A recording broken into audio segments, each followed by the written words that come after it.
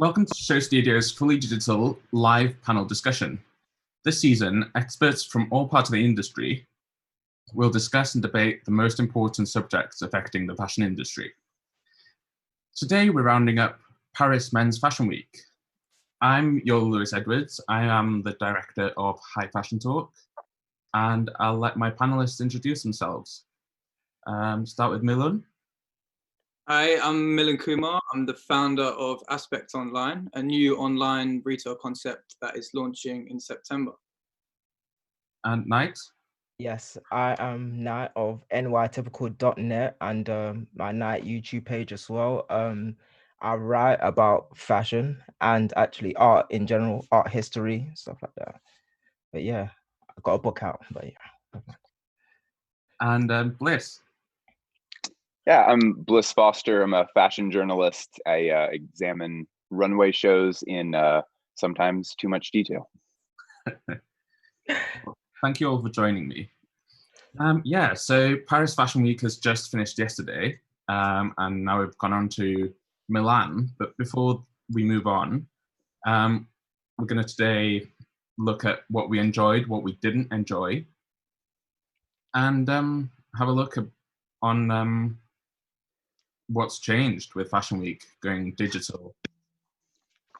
So how have you been keeping up with Paris Fashion Week? What do you usually do? And which one do you prefer? Should I start? Okay, for it.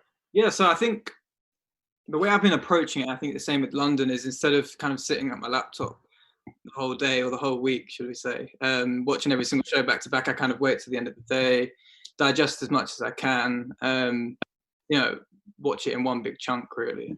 Been trawling Instagram more than ever, probably, the last couple of weeks, just because I think digital fashion weeks and Instagram are probably synonymous in the sense that what you see on Paris Fashion Week website is essentially what you also get on Instagram, which I think is nice. It's a nice touch. And what do I prefer? I think in a sense of what's physical and digital, I would say physical is always better. I think most people would probably agree with that, although I'm not sure I'm speaking for myself. There's like a tactile nature of being physical, of it being physical, which you don't obviously get with digital, which is the fact that you can see clothes, see how they hang. Maybe you get a chance to walk past the showroom and touch and feel. It's more of an all-rounded event rather than maybe digital is solely focused on, a 5-minute video which you watch in your bedroom. Whereas the event of getting up, leaving your house, going to Fashion Week and experiencing like that is obviously more enjoyable all round. So yeah, I would say I definitely prefer physical, but I am really enjoying the content we're getting from a digital perspective. It's refreshing, it's new, and I think it's kind of, given the way the world is at the moment, it's quite refreshing, and it's kind of a glimmer of hope, if you will, like to see things that are nice and creative and not so virus and everything else. So yeah. How about you, Knight? Yeah, like I find it interesting in like a couple ways. The one way that I find it most interesting is that like this is the first time I've ever felt like it's democratized, so everybody is viewing it in the exact same way, and the people at the shows don't have a separate experience. So everybody that's actually viewing on the internet is most likely the general public who boost these black labels and fashion houses are seeing it exactly like the way everybody at the shows would see them. And like I genuinely find that so interesting, because like everybody has the same exact references now, and like we are all looking at, and the decisions that we're making in our minds are all exactly the same. So it's like, yeah, like it's just a level playing field, I feel like. So when I talk about fashion, it's going to be exactly what you saw, and it's not going to be with show notes, like, because I have a really hard time getting show notes, so nobody's got show notes now. Like, but yeah, definitely. I think what's good this time is sometimes the digital content that the majority of fashion fans kind of see after the show, it's usually like an afterthought. Yeah. And it's a live video, or it's the the photos on Vogue Runway. It's nice to actually have something that's fully considered. I don't know if you saw something similar, Bliss. Yeah. Mm-hmm. Yeah, I mean, I think this is something where the biggest thing that I was looking for through all of this was kind of how we're starting to adjust to the focus on digital. And I think that, I mean, with some of these, there were some absolutely awesome examples of doing this really well. And I think with some of them, we're still kind of finding our feet a little bit, trying to figure out how to best present things digitally. But yeah, I can definitely echo the show notes dilemma, because that stuff, you'd think that this would be the easiest fashion week so far to get show notes, and it hasn't been. So yeah, I like what JW Anderson did, but like I call this fashion Netflix. Like that's what I called it. Like, yeah, binge watching all the fashion shows at once was like a funny thought, man. Yeah. The term phygital was thrown around quite a bit in the fashion world. What do you think of that term?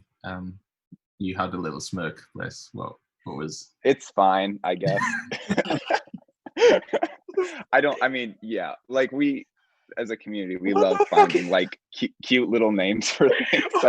I don't know. I think that's kind of dumb, but are we all right? Like, oh, fam, these are like some of the most intellectual minds in the world, and like, but never mind. That's it, innit?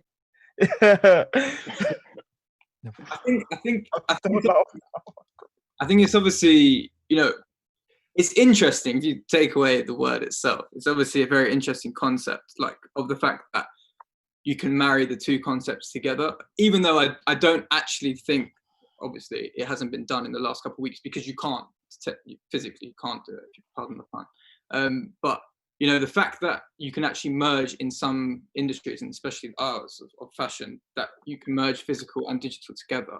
I think quite a good example is obviously Farfetch and Brown's East. That's just what came to my mind. I know it's not a fashion show as such, but they're kind of digitalizing the retail world, which is where you can step into the store, and it's called the store of the future, and augmented reality plays a part where I haven't actually been or seen what it's like, but it basically plays a part in how you select clothes and buy them. And it's taking the benefits of speediness of online retail and, you know, the advantages of that alongside the advantages of the physical concept of, like I said, touching clothes, being amongst it, being in the store, being, you know, treated well by customer service people, you know, all those elements you enjoy of going to a store, marrying with the digital is super interesting. And if it can be executed correctly, I think that is 100% how I see the future of fashion being, because you're just breaking down barriers to how you can engage with clothes way faster than you ever could before.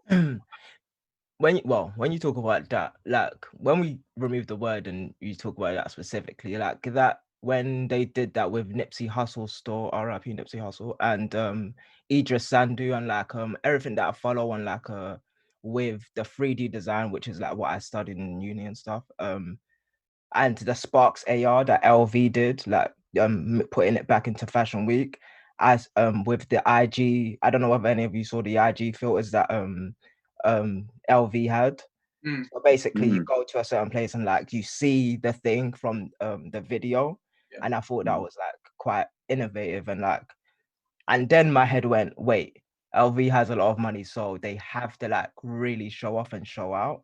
So then you say to yourself, oh, it's to be expected because they're LV, but at the same time they did have the same amount of time that everybody else did, and pretty much everybody that showed is part of the conglomerate.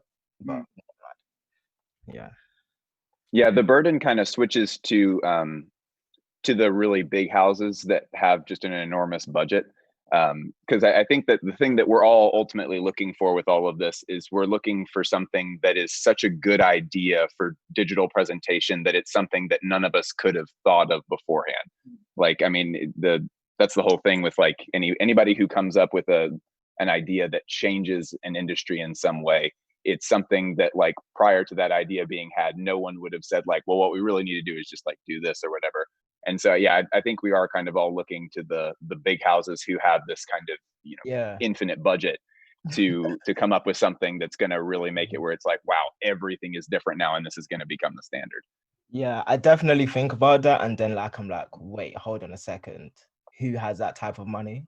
And then thought to myself, wait, because of everybody that's studying 3D design now in certain universities, Hmm. that's also doing fashion, which is like super interesting. Like when I was trying to do end cloth and end dynamics, for those who know, it was super expensive and super time consuming. And Hmm. to get everything photorealistic took a lot of time and energy. But like I see the LV thing on the screen, which is like the other interesting part where it's like don't know whether anybody knows what Paddington Bear is. So it's like kind of on that cut out type style and like that CBBCS type animation, but it's LV and like it's like, yeah, we'll get to that there. But I thought it was amazing, to be honest with you. Hmm. But yeah. So I guess that kind of leads us on to discussing which presentations were good, which videos or digital experiences did you? I'm gonna laugh every time you say that. Oh my god. What did you like from Fashion? I really thought that the ones that really killed it, Walter van Beirendonck, like just crushed it. Like it was, and that was something where like I was lucky enough to, I mean, when I was kind of prepping for this today and kind of reviewing everything, I was like, okay, I'm going to sit down and I'm going to watch this on like the flat screen and I'm going to like turn the volume up really loud. That's one where if I can, you know, like sort of try to control how people live their lives real quick, like that one really does need to be watched on a flat screen because the music selection isn't outstanding and the cinematography, I mean, they're dealing with little dolls. I mean, I guess for anybody who doesn't know, like he made the collection in doll form, which is a reference to like how things were handled for the big houses after World War II, and there was a lot of shortages and stuff, and they couldn't, you know, there's a lot of fabric shortages, everything else. And so he made these just very disturbing little dolls and dressed them in the collection. And then just the cinematography for how small a scale everything was on was just beautiful. And there's this, I don't know who the musical artist was behind it, but it was this almost kind of Bjork like thing. And it really needs to be like sit in front of the flat screen like a little kid, like get as close to the thing as you can, because it really is an awesome video presentation. And for just being a short film, I guess, which is a pretty standard thing up to this point for I mean, editorial stuff, I mean, pretty common for brands to release some kind of short film thing. For just being a short film, it was incredibly effective. It was so good. Yeah. What I think was really good about what Walter did was he also sort of broke it down piecemeal to create Instagram content. So my feed this whole weekend has been full of not only these dolls sort of rotating, but also sort of the making of, sort of behind the scenes, showing the clothes like out of situ. That's really interesting. Yeah, I think he's been successful. Yeah, I think my point actually feeds into what you've just said. It's like, I think the ones that in my eyes did the best or performed the best or, you know, hit home was the ones that were kind of transparent in what they were doing. So, which I think is so key, obviously, now going into, you know, how we are now. I think it's so important. So ones like Y Project, where you could see how the clothes could change, you know, it's kind of capitalizing on the fact that we weren't at the shows. So how can I capitalize on that instead of just do something which is an alternative to the shows? I think the ones that grasped that concept did really well. So like Loewe is like, that's just, in my opinion, one of the best, it is the best one, because it's just like how they've made it, they've taken something that is digital, they've still made it physical, they've still had this air of exclusivity whilst it not being exclusive as well, because you can then watch the video and see it. Okay, I don't have the box, which I'm pretty pissed off about, but you can still kind of engage with it in a way. I think we should explain what the box was for anybody that weren't aware, perhaps. Yeah, go ahead if you want. Yeah, Loewe, I think the day before the show, sent these boxes out to various journalists, stylists, friends of the brand, influencers, and inside there were sort of loads of documents, fabric samples, these sort of pop-up images of the garments, I think there's a pattern to make one of the garments, That's cool. and also a small record with a record player that you could play to listen to. Oh gosh, I can't remember the name of the person, but he was very good.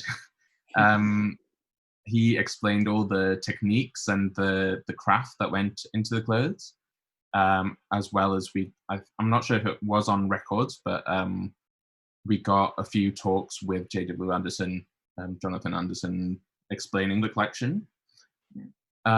Yeah, so these select people got that box. Apparently there's a box on Grailed at the moment going for £30,000 or dollars.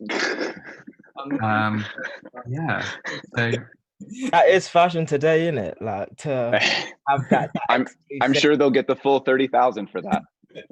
Yeah.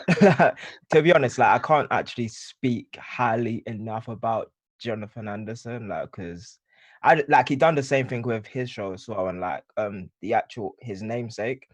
And I thought the idea was just like superbly done and like executed, although like it kind of then again separates you from the actual collection, as what I was saying earlier. And it's like, now you kind of need this to like get the full spectrum and like the full identity of the show, and it won't just be laid out for you. And of course you have your certain buyers and people that are going to want to like fill your clothes, and like the people that pay you to do that type of stuff.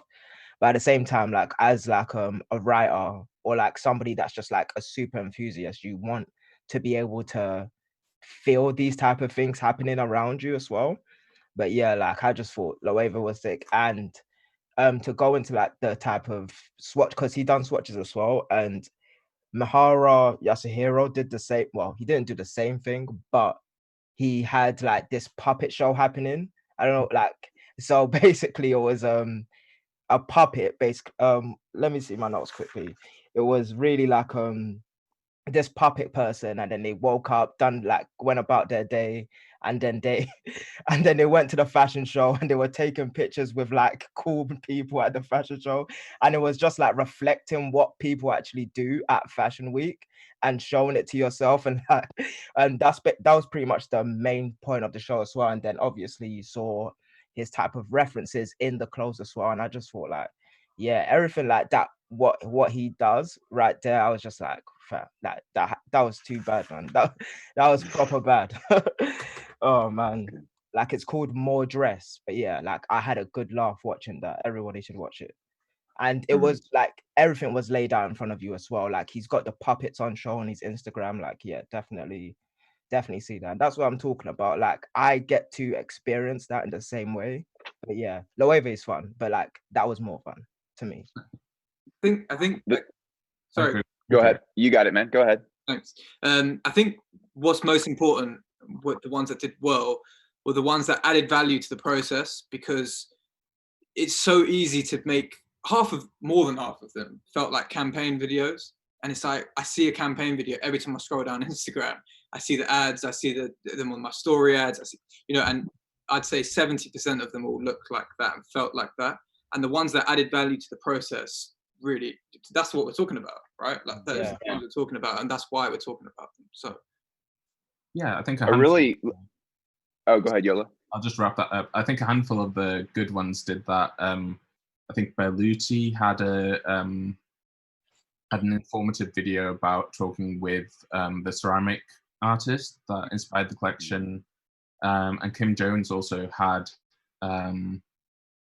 I think about 3/4 of the video was about the collaboration with the Ghanaian artist that he collaborated with. So yeah, do you think, so I don't know what you're going to say next, Bliss, but I think in a way the brands doing that themselves kind of takes away from, well, not takes away, but does your job for you. What do you think about that? Oh, so, well, no, I love that. Like the whole, I mean, a big part of my job that I would like to go away forever is that I have to dig for this, for show notes and information and stuff. Like, I mean, so for anybody that doesn't watch the channel so much, I do like really in-depth analysis on runway presentations that kind of what I like to say is I treat runway shows like art. And I mean, I just kind of treat it like you're getting a tour through a museum and someone's talking to you about a Chile painting or like a Monet painting or whatever, where they can go into the really nuanced detail of stuff. A huge part of my job that I would love to go away is this element of gathering the information, where like a lot of times people are like, oh yeah, I like come watch your videos because I can't find show notes anywhere. And for some reason, you're the only place on the internet that has show notes for this stuff. I would love for that part of my job to go away, because if everybody has access to this information, that I think is inevitably where fashion kind of has to go in order to really democratize itself. Is that like I mean, I think all of us can relate to this like fanboy feeling of like, I want to engage with this on the same level that I'm like engaging with like my favorite like sci-fi TV shows or like Star Wars, or like I want to engage on it on this super detailed level. And for brands to keep that information locked up for whatever reason, like that doesn't make any sense to me at all. But I did want to loop back around real quick, because GmbH, like I think maybe might have done the most innovative, not technologically, but like storytelling wise. They said that they were pretty limited on what they could actually do for the collection, and so they're kind of revisiting kind of old standbys of their brand, which I mean is great. They're the people that love them, I'm sure, are super into that idea. But what they did was essentially, I'm reading my notes here so I don't botch this. It's a short film by Lars Laumann, who that just basically showed a fashion show by this guy named Eddie Ismail, who's Sudanese. He's a designer, and it's basically him reading from his journal and showing the runway show that he did in 2010 in Sudan, that he was prosecuted for homosexuality immediately after that runway show was presented. And he had to flee the country and seek asylum in Norway. And just kind of the story of that happening. And I mean, they were showing a runway show that was not theirs. And kind of, it was really cool because it sort of emphasized that like the cultural importance side of all of this, where this is not just like pretty clothes and, you know, like, oh, it would be so cool if I had that jacket. To a lot of these people, like a lot of us that are in this scene, it's like, this is like a core piece of my identity. And the short film that went along with GmbH was very evocative and emotional, and that seemed to be looking for a new grammar of how to do all of this that didn't have anything to do with the collection itself. I thought it was a very brave move, first of all, and it was really well executed. Really beautiful film. Do you think that, sorry, I'm taking your job a bit, I'll ask the question, but enough shows were political enough, and do you think they needed to be political? Like that felt very, very like it was in the moment and very topical, but also, you know, it was very necessary. But I watched a lot of other ones where I felt, okay, it seems very tone deaf. Like, have you even turned your news on for like the last 3 months and, you know, addressed anything? But then I was thought, well, does it need to be that? Does art always have to be a reflection on what is going on in the world, or does fashion have to be that? I don't know. I posed the question. Yeah, it's a really good question, and I think it's a question that we struggle with specifically in fashion as an art form, because we have this this baggage that fashion is inevitably something that is for sale. That's the first thing that kind of comes with the baggage of presenting this art, is that it is like by its nature, they're just trying to sell you something really quickly. And that also that it is about a standard of beauty, I guess, which is why like Lee McQueen would get in such huge trouble when he would reference things like rape and stuff, which, I mean, that's a whole conversation on its own that has to be kind of had about whether or not this is appropriate, and like if this is being handled correctly by individual artists. Not necessarily is the topic okay to broach, but is it being handled in an appropriate way? But I think that like, yeah, we kind of continuously are struggling with this idea of like, you know, maybe you want to spend this season talking about something that's very serious and that is like a real part of, and maybe not a very good part or happy part of human life, and figuring out like, is this an appropriate format to do that in, when you take a brand like you know, Issey Miyake, where theirs was, I mean, it could have been like an Apple ad or like a Nike ad or something. It was just very bright and cheerful, and it was executed wonderfully. It was very on brand. I think they nothing but good things to say about their presentation. But like, if it's put up right next to that, you kind of have a little bit of a different format if you're like at Art Basel or something, where it's like everybody here is trying to kind of explore the like darkness of humanity, and everybody's kind of, you know, if you go to, you know, Cannes or like film festival stuff, there's kind of an appropriate setting for exploring darker themes. But yeah, in fashion, we seem to constantly be struggling with that question, and I think it just comes down to if it's being handled in an appropriate way, where like, I think one thing that could be said bad about Lee McQueen is that sometimes he would handle things in such a heavy-handed or ham-fisted way that to someone who is like the victim of abuse, it would seem kind of insensitive. Whereas I think GmbH's was, I think theirs was handled beautifully. I don't think there was anything wrong with it. To me, yeah, like just speaking from the artist perspective, it's like artists do what they do, and this is why like I love the idea of like the actual fashion week. Is because you go to a place and then you're smelling the air inside that place, you're looking at the things around the space, and the set design is what it is, the chairs are what they are, or the sitting objects, not to call them chairs, but the sitting objects are what they are, and you stand there and then you watch the presentation and then you get your show notes and then the designer explains to you what's happening. So if you're a critic or you're thinking with a critical mind, you can put yourself in and take yourself out at any moment. So I really just say artists can do whatever the fuck they want. Like that is like my standpoint on it. And then we, the audience, kind of just accept that or don't accept it. And then each one is perfectly fine. And like when we're talking about abuse or reparations or racism or police brutality, it's like you're a person that's possibly gone through this. So let's see what's happening.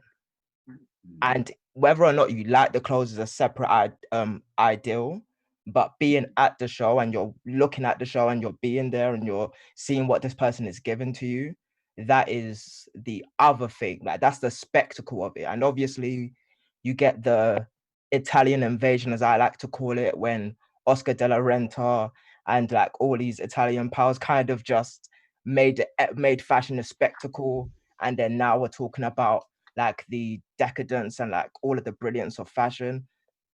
And then people saw fashion as a different as a different object as it was before, when it was like more so how would you explain this? When fashion was technique mostly, when it was just mostly technique, and you'd go to a salon and then you would either be a buyer of the clothes or a merchandiser and you'll see the show. But now obviously fashion is fashion week, and it's not just all, so it's all of these other things into one. But when you kind of strip down the layers, you're like, there's the artist, and then there's the art, and then there's you, sort of thing. And then whatever, and this is where like I come in, where when I talk about the democratization, it's like outside of the clothes, there's everything else about the artist's life that goes into it. Like when people would look at, let me give an example, Isabel Marant show, right? You would see that or video, you would think, oh, so this person is having people dance around certain objects and like around a building, and it's like, well, the space was built for a certain thing, which is around dance. And then you talk about the architect that made it, which was his name was Jacques, I forgot his last name, but he came from Poland, and when he grew up, it was a communist Poland. So he moved to France, and then he put sort of a brutalist ideal inside postmodernism, which is like when you use concrete basically, and concrete was a cheap material back before Frank Gehry used it. And then now you make it into something else, and then right outside Paris, you have this building built for dance and like the togetherness of the world. And then you have people and the clothes and everything that she's doing, which is like when she grew up in the 70s and stuff, you think to yourself and you look at it and it's like, that's when you start breaking down the art. And there's like other things, like you have clothes and like people are going to buy clothes, yes, but like there's other things that surround it. Like there's all of these like the whole set, everything that they were doing was like meaningful. And if you don't know the meaning, then that's when a critic comes in, or that's when a speaker like Bliss comes in, because you're not going to know that just off what something looks like an advert. And that's like how I see the whole thing. But that's going on tirade, but that's kind of my space, really and truly. Yeah, I think fashion is as much about building brand now as it is about clothes. And in some cases, a lot of fashion businesses don't actually survive by selling clothes. They survive by sort of doing other creative things that spin off clothes. Yeah, so moving on, we've talked about what we did like. Were there any shows that you thought didn't quite land or weren't that good during the Paris men's? Can I pose a question on this one real quick? Yeah, so sure. like I guess a spin-off question. So I run a private Discord, and everybody is, I mean, we're all guys. Like, I think we're all obsessed with Rick Owens. Like everybody loves Rick. I thought that presentation was underwhelming from Rick, but I think that Rick has kind of, his brand and his universe that he's done has put him in an interesting position with digital presentation, because the clothes, in my opinion, are doing nothing but getting better. Somehow Rick is managing to continuously reinvent himself. He's using color so brilliantly. Now he's using like plaid. Like I would have bet money against Rick going towards plaid, and somehow he's doing it really well. But the presentation to me fell really flat. What do we want from Rick Owens? Because like him doing a short film or something like that would seem sort of, I don't know if that would work. The only thing that seems like a creative project from Rick that has ever worked in the past that I've seen, to be kind of explicit here, is like the softcore gay porn stuff. Like that to me seemed like this fits perfectly into Rick's like kind of way of doing things. And it seems like the only route that he can really go with this, I'm sorry, I'm being longer winded than I'm intending to be, but it seems like the only route is for him to do this very personal in the studio with his boyfriend, like putting clothes on him and stuff. That seems very Rick, but in this context, it falls very flat. As a digital presentation, it doesn't work. What do we want from Rick? What would make us happy with this? How can he solve this problem? I think in many ways, it doesn't matter, because Rick will always do what he wants to do, and he's all about being, what was he talking? He was talking to Tim Blank. Rick can do whatever the fuck he wants to do. Yeah, like, that's true. Like I start there and then I move forward. I'm like, he did what he wanted to do and he gave it to you, and that is Rick. Like Rick isn't the homosexuality or the queerness or any of, it's like he's Rick, and he started as Rick and he's gonna finish as Rick, and everything on the in between, whether you like or not, it is what it is. It's like that's your opinion. Rick is still like, next season you're gonna get the exact same thing. Like if he does the same shit, that is gonna be him. That is it.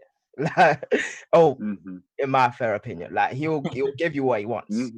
Like he'll give people like doing a 69 on the runway, and then he's gonna dress his boyfriend. Like that's what it's gonna do. Yeah. That's like I just thought about that and it's like, it's interesting, to be honest. Is it true that it was he had a change of mind or something, Rick Owens, about the show? Or I don't know if I read that wrong, or I don't know what I read, really can't remember. But he actually decided he was originally going to present a video of the previous collection, Performer, but he decided the night before to change it, and stayed up all night shooting this video that we can see here. Wow. I think some of the lookbook photos were already done, also, I'm told, but they sort of did this video and finished the lookbook to be presented the day after. And yeah, his editors were really unhappy with him for making them work such a last minute schedule. But yeah. And that is Rick right there. Yeah. Making people angry, fam. How he decided to do what he wanted to do, and it was still it still got us talking, which is probably the incentive of everything anyway. Yeah. Yeah. I think as well, going back to the question, ones that didn't land were Isabel Marant. To me, it was just, Swear. I really didn't like it. And I thought it was kind of like a slight microcosm of what Digital Fashion Week kind of was, in a sense that, this is quite a sweeping statement, but I felt all the ones that were campaign-like videos, where it was dancing or whether it was, you know, walking through the city or, you know, whatever it was, just so boring. And it's like, fashion film has evolved so much. The very channel we speak on is the one that kind of, you know, started this whole movement of it.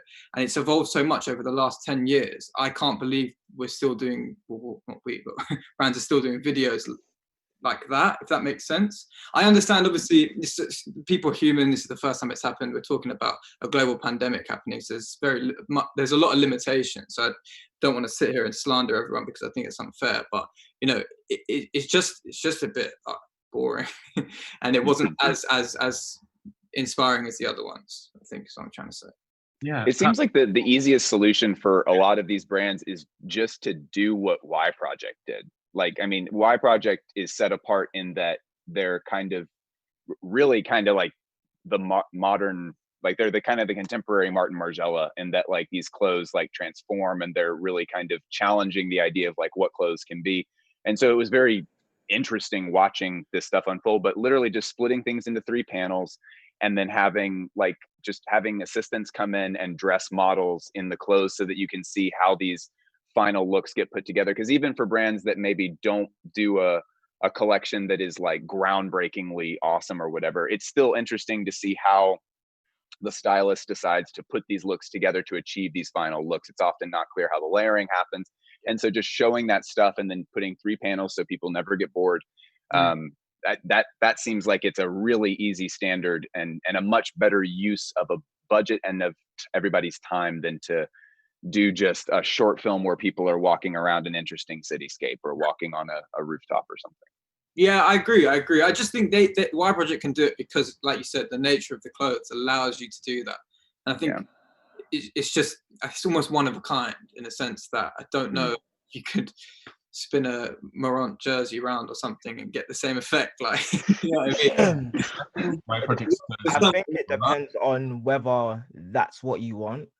Like, in my opinion, when it comes to like what the new Rick boys are today, where they are all chatting online. Like, I don't know whether Iolo runs High Fashion Talk, and I look on Instagram and stuff, and like everybody's like online, like just on their keyboard, like, oh my god, and they're all like slandering other people when, okay, the clothes aren't made for you, so shut the fuck up, sort of thing.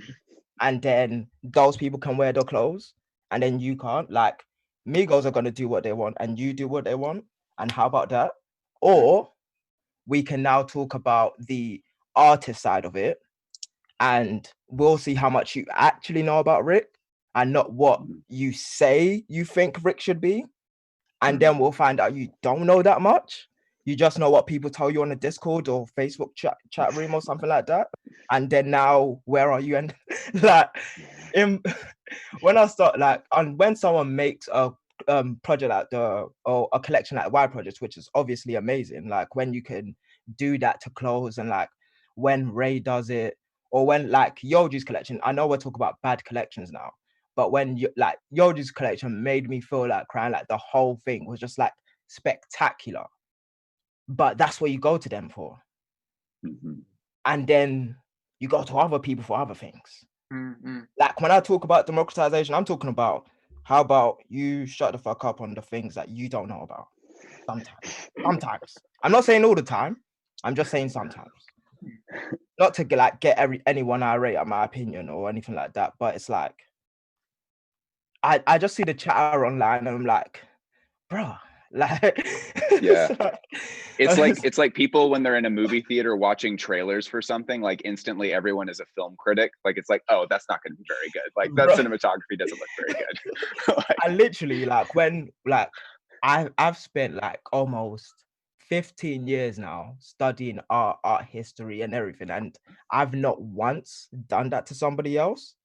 And to find someone that's is like, because there's this whole new wave of men in fashion and stuff like that, and to find people that started in fashion, like, or started liking fashion, I should say, 5 years ago, doing that today, and I've been at this for about 15 years, and like I'm just like, whoa, like, what's this?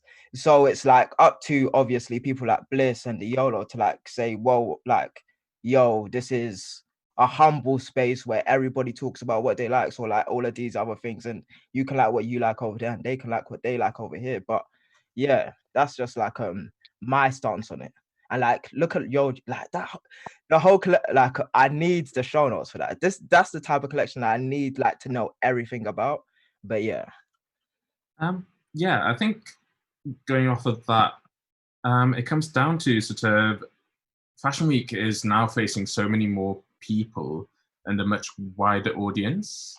And is that maybe it's changed so much from being a trade show where the buyers go to see the clothes to now being more about presenting the brand to the world. yeah. So yeah, with that in mind, very briefly, each one of you, what do you think will be the future of Fashion Week? And will we see more of this? Will this continue alongside the physical when that returns? And what would you like to see in the future? Starting with Milun, we'll go in the same. Yeah, so I think the idea that fashion can open up to everyone, the democratisation of fashion, that is crucial. And I think you have to separate these fashion weeks into the facets in which makes them, which is the shows, the showrooms, and the events and parties. And I think if you make the shows, which is the first element, which is what everyone knows fashion to be, open to the public, open to everyone, it's such a positive step for fashion that will only improve the industry. I can't see how that will ever damage the industry or damage designers. I think if you even spoke to designers, I imagine they may say, yeah, I'm open to that. The showrooms remain for the buyers and for the press, to some extent for the press, but the events and the parties remain for both of those parties, plus influencers and all of that. So you still have the exclusivity that people yearn for in the industry that still exists, even if you make the shows public. I think making the shows public and having this physical and digital sense, but maybe not within the calendar as we know it. So shows are scattered over the year. Maybe you have to, if you're rich enough, fly to somewhere to see a show, or, you know, that element of it's not in these this 4 week period. That's really interesting as well. And I think that is the future, this mix of physical, digital, and open to the public. Yeah. Yeah, like I think the exact same thing. Like I think it's just like everything at once. And like the young designers, like Anna van Vember, like she done a 3D show and like she basically went viral with her 3D show and stuff like that. And like they're just gonna do what they do and talk to people like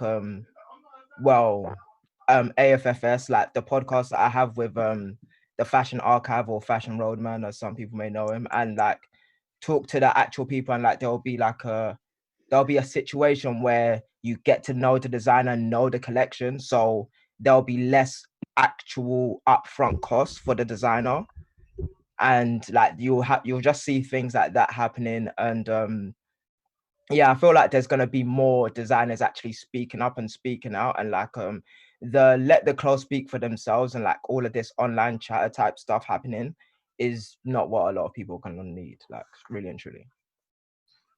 Bliss? Like, yeah. So I think it's inevitable that we're gonna, when coronavirus lifts, hopefully someday, the industry, just because we are maybe one of the slowest moving industries in existence, that it's gonna try to snap back to the way that things were, because that's the way that we do things. What I would like to see in the future is that we further democratize this stuff by, getting good digital presentations. But more importantly, I would like to see some kind of equivalent of concerts for this. I would like for runway shows to go on tour. I think that it is a huge missed opportunity branding wise, and I think that it is a pile of money waiting for anybody who is willing to do 6 shows worldwide and to sell tickets for $25. Like, there's literally a mountain of money waiting for Louis Vuitton, for like hood buyers back as of yesterday. Like, can you imagine like going to a hood buyer show that like people got to pay and like be in there for? Anna Wintour does not need to be the one at that show. Whoa, sorry. Anna Wintour does not need to be the one at that show. It needs to be like the kid who's saved up all of his yard work money so that he could buy a hood buyer sweater on like Grail. That person needs to be at the show. Well, so yeah, democratize this shit, baby. Yeah, and mean it. But yeah. Well, I think we've come to quite a good conclusion regarding Fashion Week, what it was and what it will be in the future. So yeah, thank you to all our panelists and thank you to everybody for watching. For more extensive Fashion Week coverage, be sure to visit SHOWstudio.com. And if you're watching via SHOWstudio's YouTube, be sure to like, comment, and subscribe below. And we will see you next time. Thank you very much. Thank you so much.